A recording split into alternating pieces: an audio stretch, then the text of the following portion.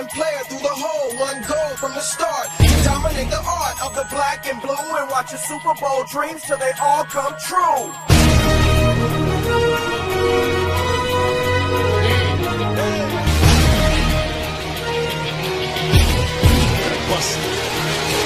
Looking in the mirror, it's about that time. Put on my war paint, hit the front line. I'm geeked.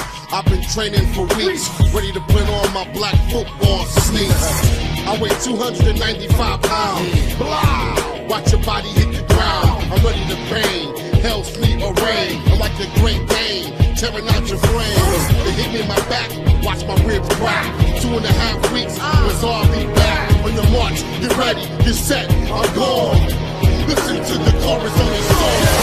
One mind, one team, one heart, one player through the hole, one goal from the start. To dominate the art of the black and blue and watch your Super Bowl dreams till they all come true. One chance, one roll, one goal, one redefining moment to ignite your soul. To see your hopes and dreams to the birthday story, to be remembered for your rise to glory.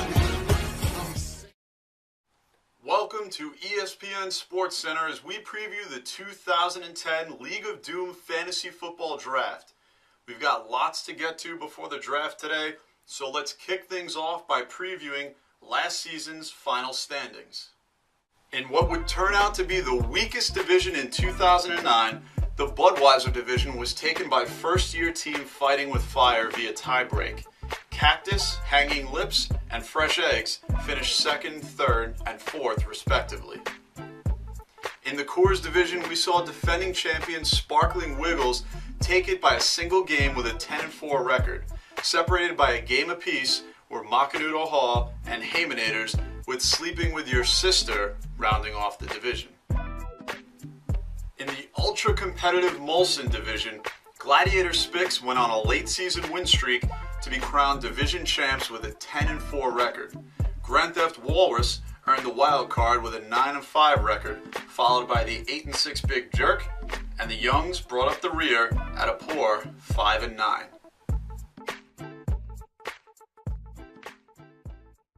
Now let's have a team-by-team look into this season's draft. Formerly known as the Mullet Men of Doom, the Big Jerk were the 2008 Molson Division champions and followed in 2009 with a solid showing, but just barely missed the playoffs. With a well-rounded roster of keepers, including Peyton Manning, Cedric Benson, and 2009 phenom Roddy White, the Big Jerk are poised for another strong season. And oh, by the way, they have the first overall pick in the 2010 draft. We caught up with Big Jerk's head coach Scott Frieda as he shared his draft strategy with us. I'm going to win the league this year. You want to know why? Because I'm drafting Albert Pujols first round at, what, football league? Crap.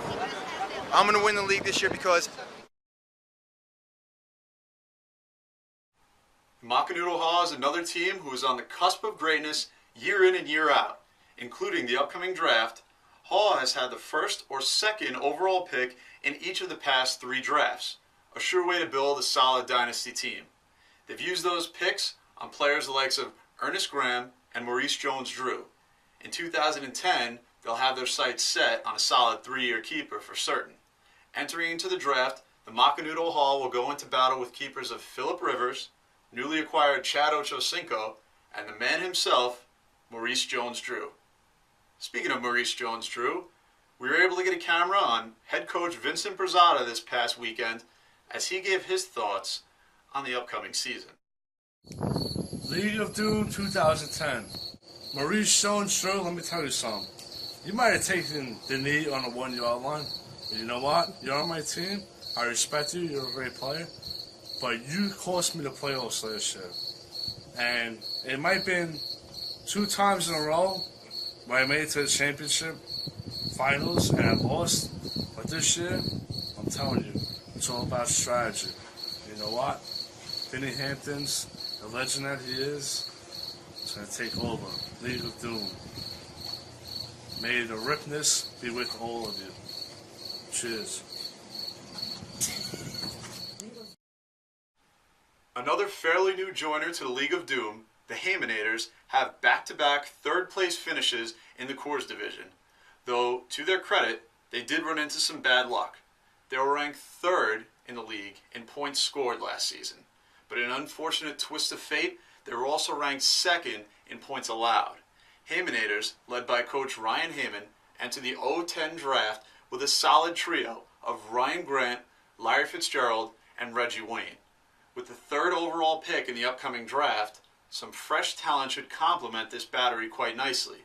If they do draft well, they could be considered a major threat to defending champion and current division mates, Sparkling Wiggles. With the 4th overall pick in the draft, the revamped Cactus had a rough ride since their 3rd place finish in 2007, which, don't forget, was prior to divisional alignment. The division structure hasn't treated Cactus too kindly, as they sported a 4th and 3rd place finish over each of the past 2 seasons. Their keepers heading into the 2010 season could be poised for big years, as all 3 have undergone some sort of change this offseason. Pierre Thomas is now 1 step closer to the feature back role in New Orleans, with Mike Bell out of the picture, while Brandon Marshall and Anquan Bolden have found new AFC homes and are clear-cut number 1s at their wide receiver position. There's a lot of potential here for Cactus to break their 2-year schneid, though there's also potential for Cactus to get a little nutty on any given day. Watch this.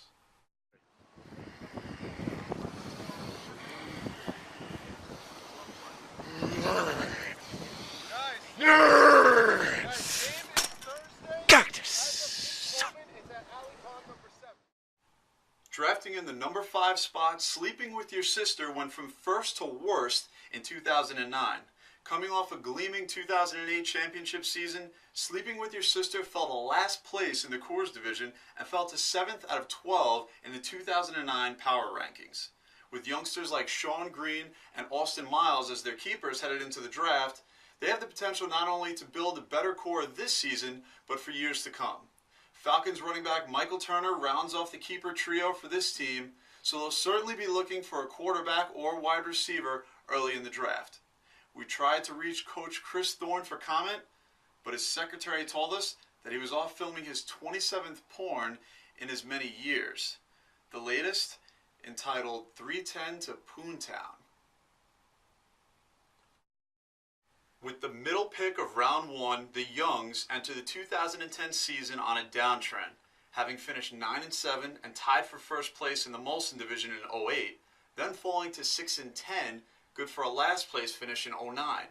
The Youngs bring 3 keepers to the table in Matt Schwab, Joseph Adai, and Jason Witten into the 010 draft.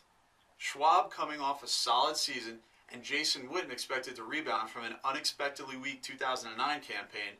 Some strategic drafting could put the Youngs back in contention in an attempt to rekindle their championship season of 2005.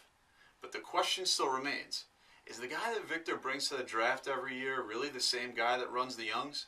Or is it a random lone mower that he tries to pass off as his brother so that Vic can run 2 teams? Only time will tell.